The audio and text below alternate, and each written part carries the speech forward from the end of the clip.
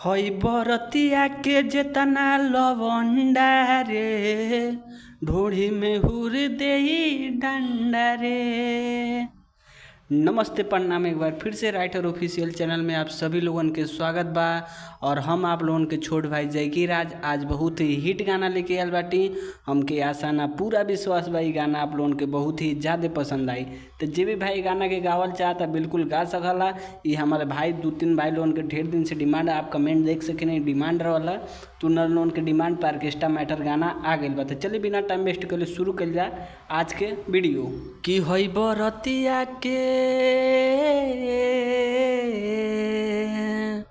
हई बरतिया के जेतना लवंडा रे, ढोढ़ी में हुर देही डंडा रे।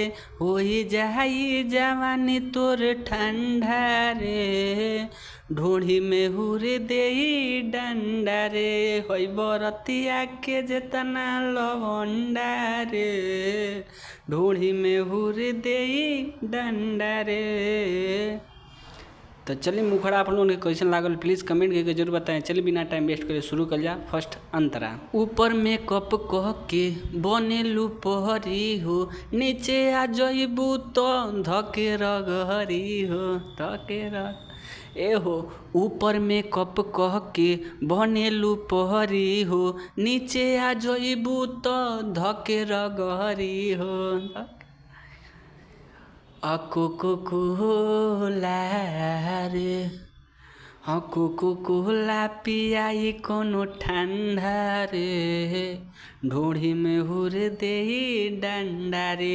होई जाई जवानी तोर ठंडा रे, ढोढ़ी में हुर देही डंडा रे। हई बरतिया के जेतना लवंडा रे, ढोढ़ी में हुर देही डंडा रे।